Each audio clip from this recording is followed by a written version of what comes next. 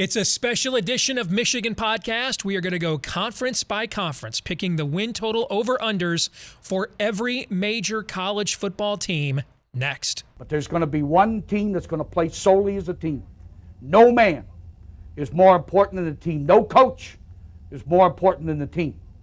The team, the team, the team. Looks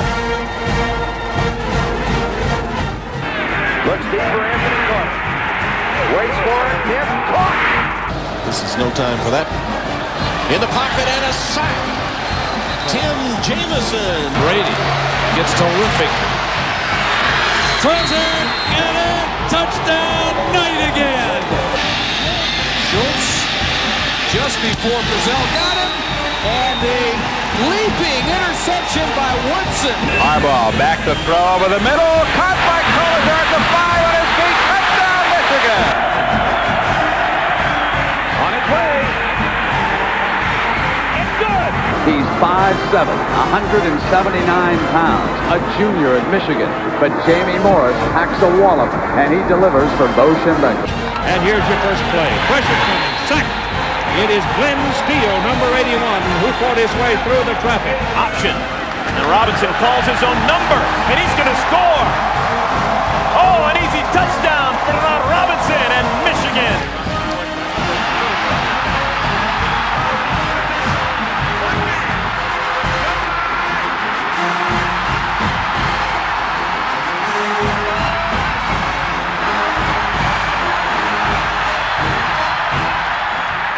We're going to win it. We're going to win the championship again because we're going to play as a team. And when we play as a team and the old season is over, you and I know it's going to be Michigan again. Michigan.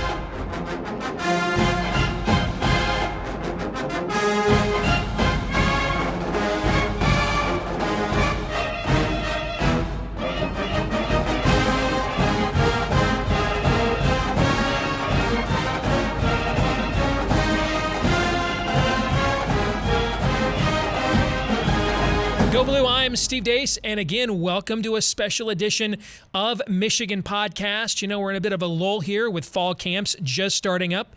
News is a little slow to begin trickling out. The Big Ten has just actually started its bus tour, hasn't aired its first special yet at the time that we are taping this. So why not take advantage of the lull?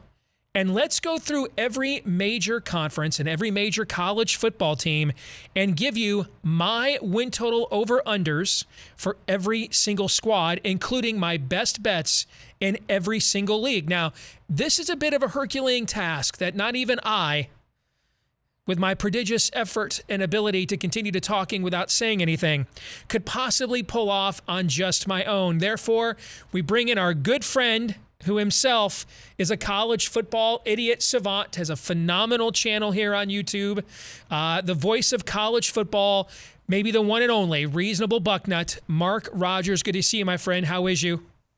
Good to see you, Steve. Well stated. I was going to challenge you on savant, but as soon as you threw idiot in there as well, yes. I'm right there with you. Yes. Self-awareness, it's good to have that these days. Not a lot of it going around, Mark, so it's good to be aware of who you are. We applaud that here on this program. So you ready to go? Yeah, as long as anybody's not going to run out there and be foolish and like actually take these to the bank. Yes, let's do it for fun. Let's go. Because I also know from a over-under standpoint, I am matched up against the master here. This is kind of my thing, is the futures. You're better at the games, no doubt. You have a better game record than I do.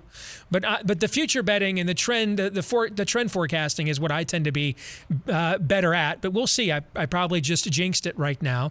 Now, if I have recommended this on my Patreon page as a bet in the past, bet it myself, or if it's a best bet from that conference, I will tell the audience as we go through here in each conference. So let us begin. These are my over-under win total picks for the Big 12 Conference.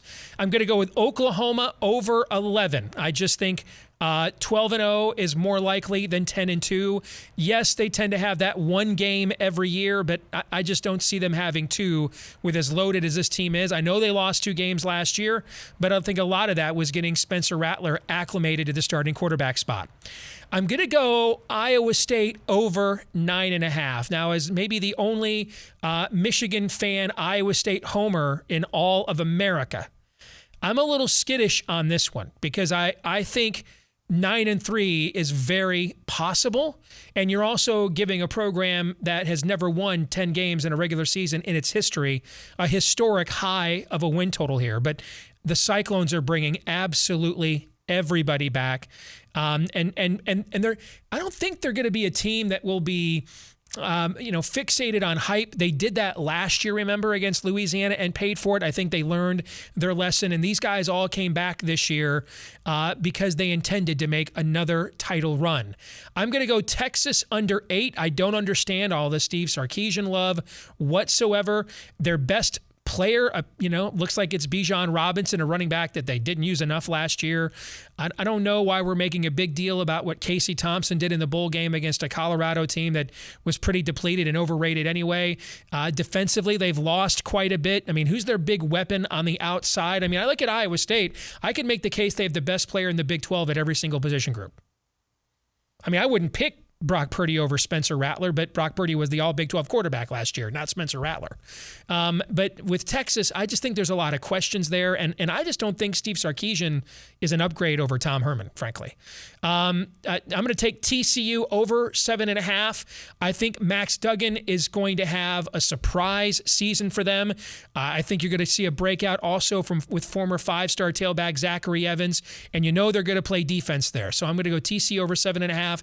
I guess I'm going to go Oklahoma State over 7.5. They have a very difficult schedule, including Boise State in the non-conference. So I'm basically going to do that on the record of the mullet. I'm going West Virginia under 6.5. And you can see that's my best bet, under bet in the league. I think they lose in the non-conference to Maryland early on. And to me, I just don't think they're special anywhere. I mean, they're okay, but I just think 6-6 is a lot more likely than 7-5. I'm going to go Kansas State over 5.5. That's my best bet over in the conference. I think having Skylar Thompson back with Deuce Vaughn, that's as good of a 1-2 combo in this league other than what Oklahoma and Iowa State are bringing to the table. I'm going to go Baylor over 5.5, I guess. I don't know. I'm going Texas Tech over 4.5. I think their schedule, their non-conference schedule, has a couple of wins there. I think Tyler Shook coming in from Oregon will give them some stability at quarterback, but that's not a confident play. And I'm going Kansas under 1.5. All right, so Mark, let's lay out your picks now for the Big 12. Run them down for us. Yeah, so I've got 3 disagreements with you. So I looked at my predictions that are being released right now on my channel, and there's some pushes there. So I'm hedging a lot of those because I just simply looked at my predictions, and unfortunately, some of the over/under totals come directly on a win total. So I'm just being honest there, but I also wanted to give you an over/under if somebody held the gun to my head, proverbially. So with Oklahoma, that's exactly what it is that I'm picking the Sooners to go 11-1. So I would take the over for them to go undefeated, gun to the head. Looking at the differences there, and like you with Iowa State, it's kind of interesting because I love this senior-laden team that I think this is the window of opportunity right here. Look at the positions on offense in particular. This is the team that needs to get it done. And so I've got them with 10 wins, but at the same time, yes, I think people out there in College Football Nation may be getting a little bit too high and geeked for just looking for a challenger to Oklahoma. And, Iowa State, sure, they could get on the same field with Oklahoma on a given Saturday and win that game and pull off the upset, but they can also go out there and lose 1 or 2 games to that second tier in the Big 12, which for me includes Texas. And I'm right there at 8-4 on Texas. And for one of the few times, Steve, I'm hoping not a whole lot of my audience is watching this show because they're going to be, let in on some of these predictions. TCU, in regards to just sheer numbers, I'm the most confident because I've got them with 9 wins. So do I. And much like you, I think Max Duggan is a guy that's come back from a horrific sickness. And I just heard great things about his development. I think he's just excited to be back on the field and playing. And TCU, much like their better teams of 7-8 years ago, and that team that almost reached the playoffs, freakish NFL type DNs and corners, guys on defense that can just run and hit. And I expect that defense to go back to what it was in Gary Patterson's heyday there. Mike Gundy pretty much has, I think, Big 12 has legislated that he goes 8-4 every year, so that's kind of a default. I'm going the other way on West Virginia. I like Neil Brown. I think he's doing a great job there. I believe as well that Jared Dagey, the quarterback, 14-4 TD to pick ratio, that they're going to cut him loose a little bit more.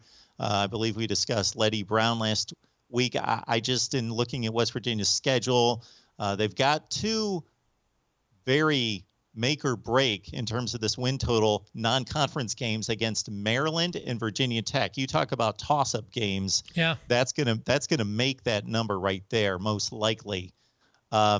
Baylor, I'm going under just based on the schedule. I do think Dave Aranda is doing a nice job. He was one of those first-year head coaches that had basically no chance last year. No spring practices, just no contact with the team, and just scrambled together a 2-7 record, but they were very close to being much better than that. Had a lot of one-score losses. Texas Tech, they're going to figure out quarterback, and they still have quite the competition, even though Tyler Shuck, you would expect to be the starter coming in from Oregon, but he had his troubles there last year and just relied on better talent around him. And then there's poor Kansas. If they can eke out the win, I will feel good about the Jayhawks. The only team I think I would take an issue with you there is West Virginia. And it's for the reasons you actually already cited. I mean, if you've got to get to 7 wins and you're playing 2 Power 5 teams that are what I would rate toss-up games against Maryland and Virginia Tech in the non-conference, if you lose one of those, okay, so if they lose one of those, they've got to go 6-3 in the Big 12, Mark. You understand that, right? I understand that. I've got them at sweeping those games and going if they go 4-5. Okay, if you got them sweeping those games, that makes sense. Yeah, but to me, I think if they sweep those games, they're going to be like a top 25 team, in my opinion. You know what I'm saying? Like if they sweep those games, they're not going to I don't think they go like 7-5 if they sweep those games. This speaks more to my lack of confidence in Virginia Tech and Maryland. I think they're very I don't have much confidence in Virginia Tech, which we'll get to here a little bit later on. Okay. All right, let's go to the next league up on the board. Let's look at the Pac-12. All right, so I'm a Michigan fan. I'm not permitted any level of grace or mercy, so I don't get to pick pushes. So I had to do gun to the head on all these teams. Like I think Washington is going 9-3. I think Arizona State's going 9-3. But again, I've got to take the dirt road as a Michigan fan. So if I've got to make a pick, I think 8-4 is more likely for Washington than 10-2. Oregon, I'm going to give a sneaky under 2. Now, their schedule's a little tougher than people think. I'm not sure about Anthony Brown at quarterback. Arizona State, I've got under 9. Now they've got another coach that just put out administrative leave today, so who knows what's going on with that situation there. USC over 8.5 just almost looks too easy to me. Like I'm being trapped, okay? Because this isn't Wake Forest where you're like, well, nobody follows. I mean, this is USC. I mean, that win total is probably a good full game lower than what the public perception is of this team coming into the season. So I'm going over, but that number has me scared. Utah, I love. That's my best bet over in this conference. In fact, one of my futures plays, I bet Utah 15-1 to win the Pac-12 about a month and a half ago. You can still get it at 7-8-1. I think they're the best overall team in the league. I think Charlie Brewer's addition is the sneaky best transfer no one's talking about. He's a perfect fit for what this program is all about. This team looks a lot like the Baylor team that Brewer went and won 11 games with a couple of years ago. I'm going to go with UCLA over 7. Here's the thing. I love the makeup of the roster with the experience. I like the development of Dorian Thompson-Robinson. I don't like the schedule, so I'm really torn with them. I mean, to me, I think they're probably a 7-5 team, but I just think they got too much returning to go 6-6. I just can't tell you how they're going to get to 8-4. So I guess I'll just play the over there. Cal is one of the best bets on my Patreon page, but I got it at 5.5. At 6, I would lay off. But if you made me make a pick, I would go over. Washington State, I'm going under at 6. Oregon State, I'm going to go under at 4.5. It's not just the conference schedule, but a road game in the non-conference at Purdue. Colorado under 4.5 is my best bet under in this league. If you look at a lot of their numbers and win expectancy last year, and hey, they had a nice first season, 4-2, got to a bowl game, but they way overperformed their analytics, and I think we're going to see some regression to the mean this year. I'm going to take Stanford over 4, but that looks like the USC number. I'm not high on Stanford at all. But that number just seems like so insulting. Like on principle, I have to take the over, which means I'm probably walking into a trap. And with Arizona, we're obviously, as Michigan fans, get a root for the new head coach out there. I just don't see where the three wins are coming from, Marks. Those are my picks in the Pac-12. What about yours? Our Pac-12 situation, Steve, we've got 3 differences, and they are not the Arizona-Oregon State variety. They matter. Washington, Oregon, right out of the gate. I like the Huskies and the Ducks. Of course, they're playing each other, so there's a loss for one of them right out of the gate. Oregon's got the trip to Columbus. That's most likely a loss. I am in the push category, so I've released my Oregon prediction. I'm at 9-3, but gun to the head, I go with the over if need be. Washington, I've got at 10-2. So you and Phil Steele, this is one of Phil Steele's big surprise Cinderella plays for this season is Washington. Yeah. Likes the Washington Huskies. On down the line, I don't know what the love is for UCLA, especially playing LSU right out of the gate after they play Hawaii, which is a losable game. So that's our other big disagreement. And if you see my initial there marked next to Utah, first and foremost. So like you, in just analyzing the schedule, and like you say, Kyle Whittingham's been doing this for a long time, and that the running game is there and the defense, and Charlie Brewer knows what he's doing. Man, he's got a ton of starts under his belt. I just think that's a tremendous fit as well. And again, reviewing game by game, I've got the Utes winning 10, so that's a full game and a half over. So I'm confident there. But I'm also confident that UCLA's not going to go 8-4. I just don't see it. They start out again, Hawaii, LSU, difficult, and they're the only. So they're playing both Washington and Oregon out of the Pac-12 North Division as well. So I think that's a tough go for the Bruins. Yeah, you make a good case there. They'll be better. Yep. Chip Kelly, they were a nice football team to watch last year, despite the 3-4 record. I thought that they were significantly better. 8 wins, though, for me is a bit much. And then down the line, Colorado, smoke and mirrors. They won the first 4. They lost the last 2 in embarrassing fashion. And the Stanford number, I just can't ignore it either. I see how it could be brutal because the schedule is extremely difficult. Maybe the toughest schedule in the country. Yeah. They do go to Vanderbilt. They should win that game, and they do have, But you got Kansas State and Notre Dame are the other 2 non-conference games there, man. You can collect that group of teams, though, in the Pac-12 and say they should go 500 against these collection of 4 or 5. But doesn't it feel like it's just a trap? Don't you just feel like that? Don't you think the USC number is a trap? Well, I go back to 2016, and Ohio State was 7.5 that year. And I thought, what in the world? What am I not seeing? And of course, you're right. Sometimes they just get it wrong. You're right. An 11-1 Ohio State team. Yeah, which should have been 10-2. All right, let's get to the next conference.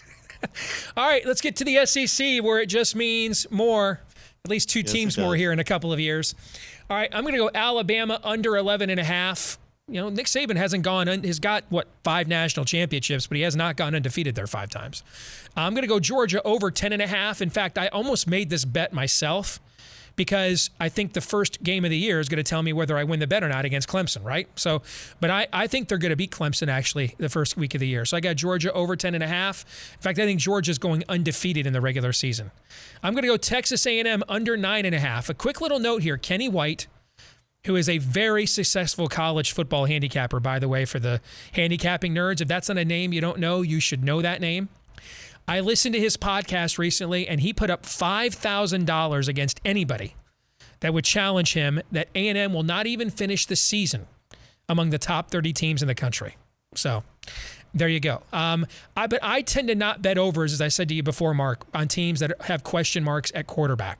Okay, so I'm going to go under. I just think 9-3 is probably more likely than 10-2. It's also why I'm going under for Florida. There's so much hype around Emory Jones. We haven't seen anything. I'm going to go over 8.5 against LSU, but I think this team could do anything from 5-7 to 12-0. I mean, I just think this is a more talented version of Michigan, where there are so many scenarios here that are at play, and a coaching staff being reshuffled and a head coach where some of the bloom is off the rose. I have no idea what they will do. I like Ole Miss over 7.5. I like Missouri under 7, although I'm worried about that because that number seems too easy to me. I'm going to go Kentucky over 7. They're a little bit, Mark Stoops is kind of this league's mullet. He just goes 7-5, 8-4 every year, pretty much. Auburn under 7 is one of my very best bets of this season. It's my best bet under in this league. I think I just see a transition change from Gus Malzahn's, hodgepodge of gimmicks to Brian Harsin wanting to run a pro-style attack. I don't know that they've got the personnel to do that. You get a non-conference game at Penn State, and then if you lose that game, they've got to go 7-2 the rest of the season in order to hit the over. So no, I'm going Auburn under the number. Okay, I think that's going to be a difficult coaching transition. I don't really like any of the overs here all that much, but if you made me pick one best bet, I guess I'd go Mississippi State over the 6. Their returning production numbers are very high. Their returning roster talent is very high. You still have a guy with a borderline Hall of Fame resume as a head coach in Mike Leach. Could he get to 7-5? I guess. Tennessee under 6. What if they lost 30 players to the transfer portal? And I know what Joe Milton looks like at quarterback. I'm going to go Arkansas over 5.5 because I think they upset Texas in week 2 in one of the real sandwich spots of the season. They get them at home. I'm going to go South Carolina under 3.5 and then Vanderbilt under 3. Mark, your thoughts on the Southeastern Conference. Share your picks. One thing to keep in mind with the SEC, of course, because every league goes 500, that the SEC is almost certainly going to win a higher percentage of games than any other conference out of conference. That's typically in the 80-85% range. So these numbers should be high. Alabama was difficult for me to go with, but I think that they'll trip up somewhere. But oh, my goodness. They went undefeated last year, and I think they're going to be just as good this year, and maybe the defense is better. Like you, out of the gate, I believe Georgia is one of the best teams in the country, and that they beat Clemson. I've had that game as something that I've selected for months and months and months, and I don't expect myself to change.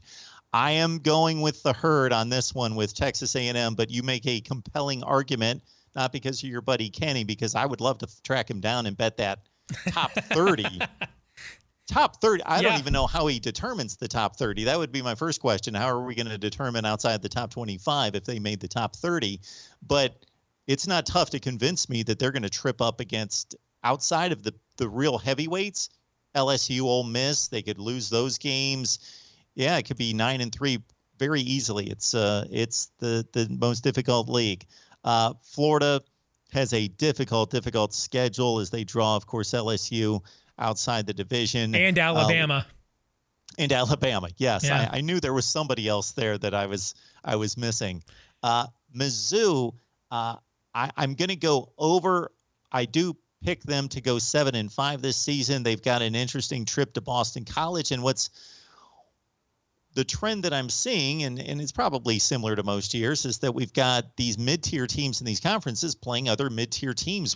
Very much winnable games, but toss-up type games that are going to be key to these numbers. And Missouri's got one of those at Boston College. Okay, there's my best bet in the SEC. It's Kentucky. I love Kentucky. And they play 4 non-conference games.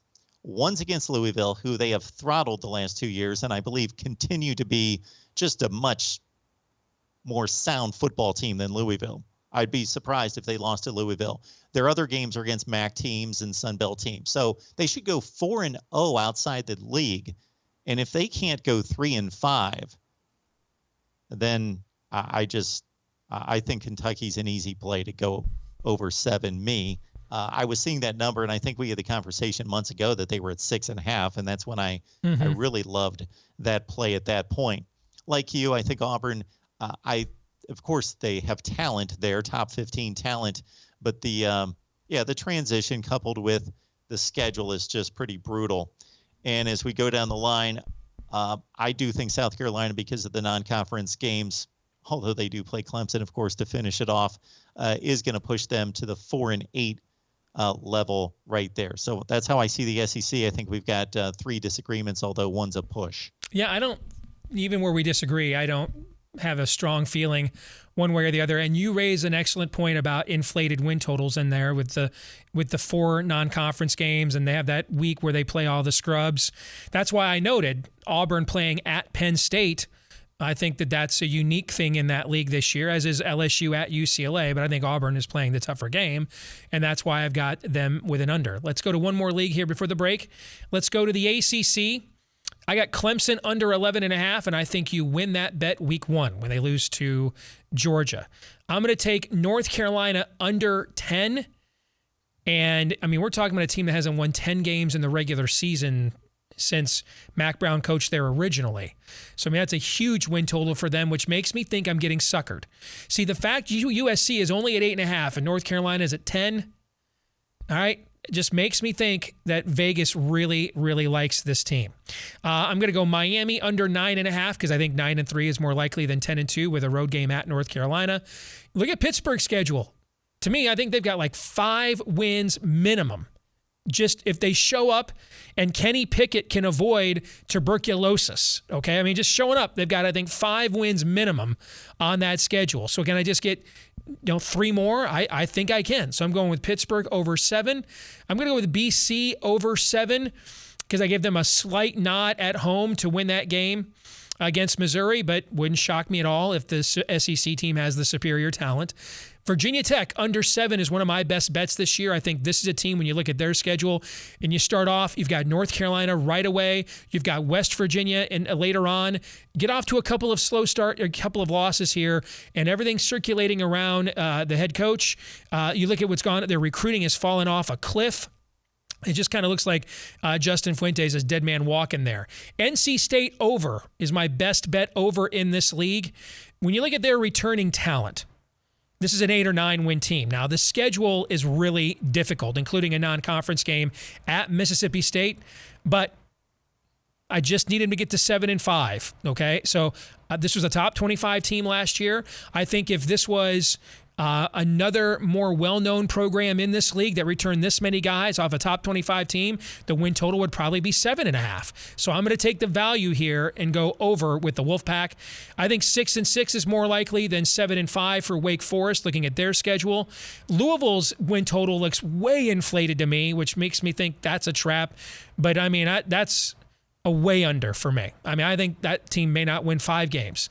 Virginia, I guess I'll go over 6. I guess I think 7-5 is more likely than 5-7. I'm a believer in Mackenzie Milton providing some spark for Florida State, and that maybe they get an elevation week 1 hosting Notre Dame.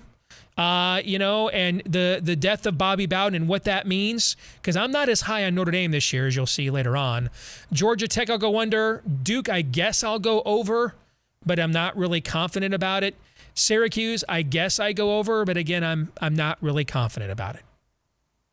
What do you think, Mark? You know, this conference, ever since Clemson separated itself from and basically switched spots with Florida State and dominating the league, it's become Clemson, of course, and then you get a couple bottom feeders at the bottom that rotate. You know, right now it's Syracuse, Duke, Georgia Tech, I guess, and then the rest of the league is just wheel of destiny kind of stuff. Yeah, I agree. Yeah.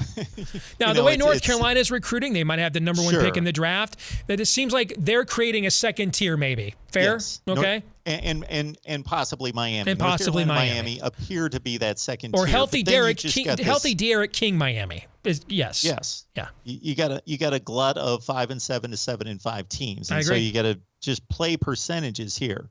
So my percentages, and I like 3 best bets here, and 2 of them mirror what you've got. As I mentioned earlier, I do not like what's going on at Virginia Tech. They are under 500 in their last 35 games. They've recruited like garbage. I'm going under 7. They've got a key game against West Virginia out of conference, as we noted.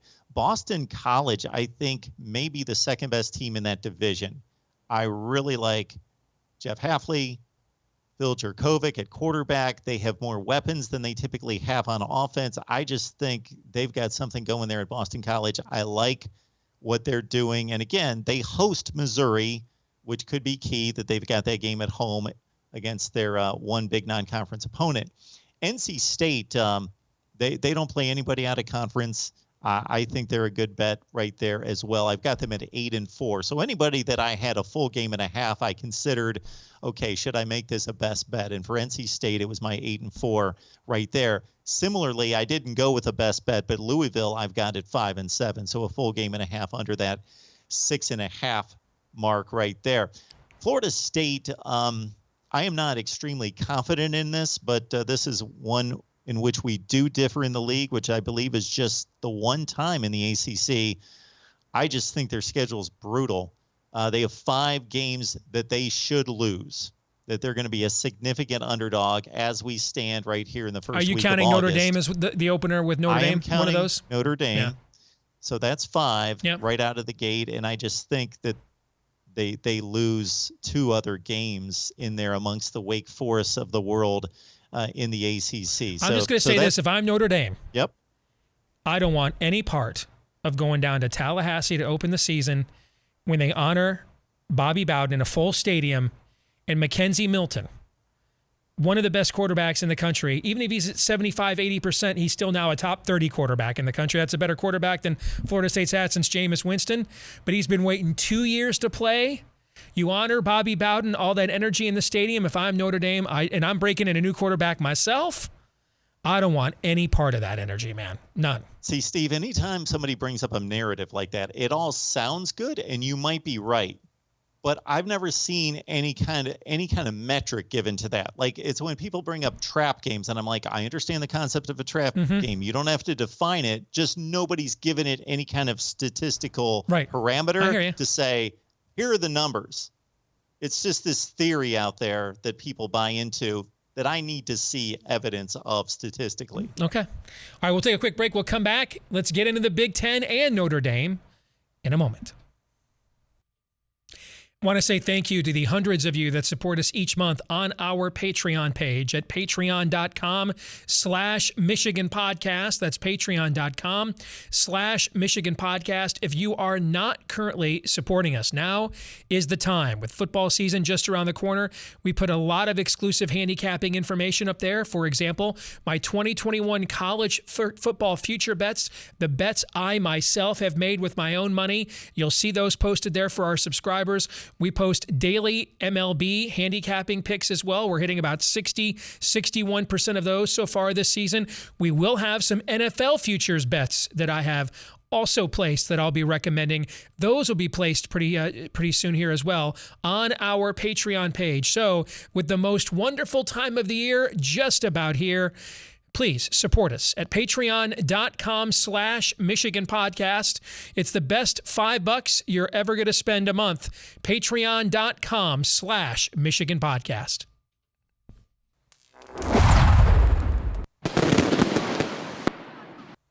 All right, let's continue on with our good friend Mark Rogers, the voice of college football, has his own channel right here on YouTube. You should be checking out and check out his picks all season long. Guy is really good against the number, and he has been helping us go conference by conference with a special edition here of Michigan Podcast this week with our season total, win total picks over under every major team and best bets in every league, and we saved the one that we all love the most for last. Let's talk the Big Ten, and I lumped Notre Dame in here as well. Mark, here are my picks for win totals in the Big Ten. I'm going to go Ohio State over 11 because I think 12-0 is more likely than 10-2. I will say this, though.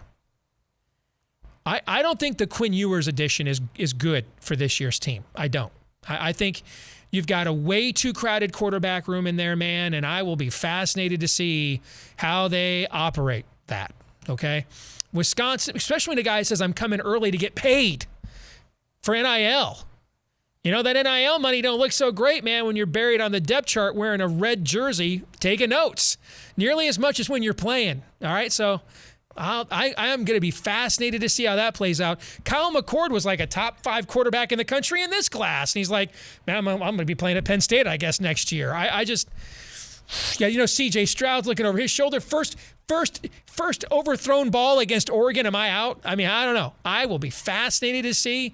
We've not had a quarterback room like this in college football since there was Jim Kelly, Vinny Testaverde, and Bernie Kosar all in the same room together at Miami. But that was pre-transfer portal and NIL and everything else. It will be fascinating to watch. The problem is... especially in this world, you can have too many dudes. Yes. The problem is, though, for the rest of us in this league, is they're so much better than everybody else, everywhere else, that they could probably sustain some of that chemistry, potential chemistry problems. So I know you feel bad for Ryan Day and Ohio State, Steve, but the unfortunate part of this as well is they're not staggered in class. You got 2 redshirt freshmen and 2 true freshmen. I know. That's why I seriously believe one of these guys is starting at Penn State next year. I absolutely believe that. Let's get to the rest of my picks in the Big Ten. I've got Wisconsin over 9.5. My numbers say that the difference between Wisconsin and the West is almost as large as the chasm between Ohio State and the East. I'm going to go Penn State under 9. I think way too much benefit of the doubt is being given from last season. And I looked at the teams they beat at the end of last year. Like, none of them were good, and one of them was us, who was winless. I think they'll be somewhat a top 25 team. I think I have them at 8-4, 9-3. So I think that's about where they'll probably go. I'm just, I think 8-4 is more likely than 10-2. I'm going to go Notre Dame under 9. I think Notre Dame has lost a ton. Uncertain quarterback situation. To me, you bring Jack Cohn in because you're looking for a guy just to get you through this year. When the young kid Buckner you think is ready to go, that means you're kind of caught in between here a little bit. Their schedule, it's Notre Dame, so it's not easy. I'm telling you, man. Circle that opener at Florida State. That just smells like an ambush to me. Okay, Iowa under 8.5. This is actually not listed here as a best bet for the under because I've got another one it should have been a best bet. My bad. I did it wrong. I gave 2 over best bets. It was Iowa under 8.5 is my best under bet in the conference in this year, and that was listed earlier on my Patreon page. I think it's more likely they start 0-2 than go 9-3. I've got Michigan under 7.5. That was also one of my best bets on Patreon when it was 8, because I just couldn't see where they got to 9-3. But at 7.5, I would completely lay off of that because I do think there's a possible 8-4 there maybe. Indiana over 7.5. I absolutely think 8-4 is more likely than 7-5 for Indiana. I think they're kind of underrated again, actually. I'm going to go Minnesota over 7. I guess, I guess they're somewhere closer to what we saw in 2019 than what we saw last year, I guess. Northwestern, I'm going to go under the 6.5. No team in our league lost more this year. Nebraska, I'm going to go under 6 because if you've seen that schedule, 5-7 is a hell of a lot more likely than 7-5. Maryland, I'll go under 6 for the same reason. Although they're the kind of team with the way they're structured, you don't want to have to play them probably on a week-to-week basis because they do have enough firepower to get somebody, every now and then. Purdue, I'm going to go over 5 just simply because Jeff Brom has to know he's coaching for his job. But I'm not really confident on that either. What have they had, 14 defensive coordinators there or something since he's been there? Michigan State, over 4.5. Not really confident. I think 4-8 is what I have. I guess 5-7, 4-8. I don't know. To me, I wouldn't touch that one at all. Rutgers under 4 because I think 3-9 is more likely than 5-7 despite the improvement. But the overall best bet I love more than any in this league. Now, I got it at Illinois over 3, and I really loved it there. I still love it at over 3.5. In fact, that opener against Nebraska, I think they got the better quarterback in the game. I think they got the better head coach in the game. Illinois has more super seniors returning than any team in our league. And this is a team that did just go to a bowl game with a lot of these same guys 2 years ago, and you're bringing in a head coach with an incredible pedigree in Brett Bielema in our league. So I love Illinois over the 3.5, but I loved it even more back in May when I got it at 3. So, Mark, your picks here in the Big Ten. 6 differences. Wow. Wow. Lots of stuff to chew on here. And yes, the Buckeyes, I believe, are going to lose a game. Where's it going to be? Well, you're going to have to check out my picks later. Yeah, Ryan Day has not lost a Big Ten game yet. So there you go. And so they lose to Oregon and they lose to somebody else. We shall see. But yeah, I think the Buckeyes lose once. But if you push me, I think 12-0 is more likely, much more likely than 10-2. Wisconsin, I'm not quite as high, but I'm pretty confident that they beat that number. I like the Badgers to go 10-2, but again, not quite as high as you are. I'm searching for that one. I'm really was on the fence between Wisconsin and Iowa to win the Western Division. Therefore, you see the over with the Hawkeyes, the over with Notre Dame. I don't think their schedule is that difficult. And I know they have the obvious losses, but I just think Notre Dame's a rock-solid program that has built something there that's just below the elite. So I'm comfortable with the 9 push, but more likely, again, I don't see that team going 8-4. I just do not see it at all. Northwestern is a team that I didn't expect to go into this process thinking that they may win 8 games this season.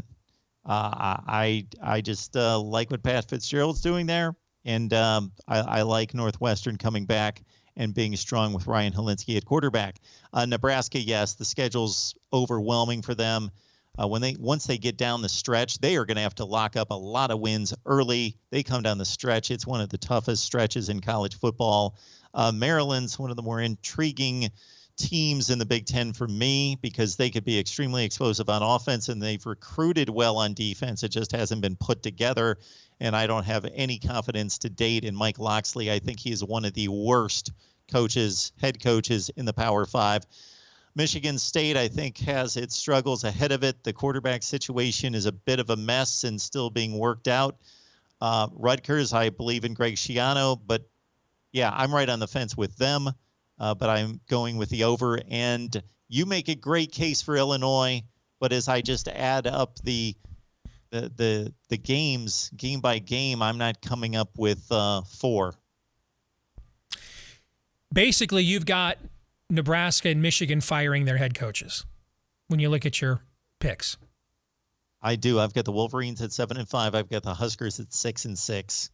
See, I wonder if a sneaky loser leave town match. Remember that game a few years ago, LSU and Auburn with Gus and Les? Remember that? Oh, yeah. And essentially whoever lost that game was getting fired probably that following Monday and did. Remember? Okay. I kind of wonder at the end of the year, we might look back on that Michigan at Nebraska game. If only one of those guys gets canned and not both, I wonder if we look back and that was the game that was kind of the swing game there, one way or the other, if you know what I'm saying. I could see that. Yeah. Yeah. All right, man. I think Scott Frost is safer than Jim Harbaugh. See, I actually think it's the other way around with the AD move. I do. Now, I don't think it's much. I don't think Jim Harbaugh is very safe, okay, because I don't think the team will be that good. But I think that there is he has a better football team than Scott Frost does in terms of talent. That's pretty key or clear. He's got more winnable games. And now you've got a new AD there that is going to, even though he's another Husker, he's going to be pretty anxious, I think, to put his own stamp on the program. I don't know how, if they go a 4th year in a row without any postseason or a winning record, I just don't know how you justify that. I don't care how many games a guy won, 25 years ago playing for you. You're friggin' Nebraska. This is, as Brady Hoke once said, this is Nebraska for God's sakes. I mean, you can't do that, man. 6-6 though may spare him while Jim I agree. If they get to a bowl game, I agree. Frost will not be let go, no matter what the record is. I agree with that. Okay, good stuff, man. Appreciate it as always. All right, take care. Love it. Fun stuff. Thanks, Steve. Great job, Mark. Thank you so much. Have a good day. Thanks, Aaron. Appreciate it. See you.